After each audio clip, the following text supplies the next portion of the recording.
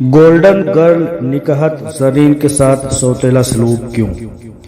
اقلیتی سماج سے ہونے کے سبب کوئی توجہ نہ دی گئی۔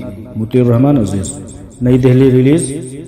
گولڈن گرل کا خطاب حاصل کرنے والی تلنگانہ ریاست کے نظام آباد شہر سے تعلق رکھنے والی نکہت زرین نے ملک کے لیے گولڈن میڈل جیت کر نہ صرف ملک بلکہ دنیا بھر میں بھارت کا نام روشن کیا اور پوری دنیا کی توجہ اپنی جانب مبذول کرائی اور چہار جانب سے داد و تحسین حاصل کی۔ لیکن بدقسمتی کی بات یہ ہے کہ نکہت زرین کو اپنے ہی ملک کے ریاستی یا مرکزی سرکار نے کوئی توجہ نہ دی اور نہ ہی حوصلہ افزائی کی، جبکہ حکومت ہند چھوٹے چھوٹے میڈل جیتنے والے کھلاڑیوں کی بڑے پیمانے پر حوصلہ افزائی کیا کرتی ہے، لیکن اقلیتی طبقہ خصوصاً مسلمان ہونے کی وجہ سے نکہت زرین پر کوئی خاص توجہ دینے کی زحمت نہیں اٹھائی گئی۔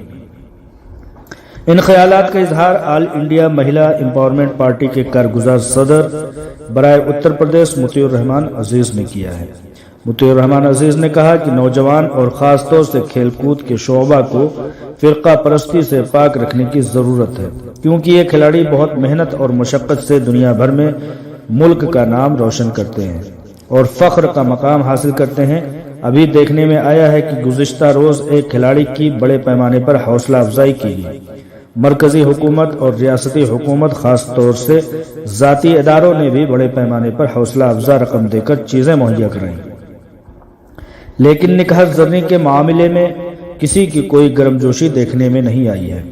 ملک کے لیے یہ بہت شرمناک بات ہے کہ نوجوان اور خاص طور سے کھیل کود کے میدان سے عالمی پیمانے پر ملک کا نام روشن کرنے والے کھلاڑیوں کے خلاف اس قدر بھدا سلوک لائق افسوس ہے۔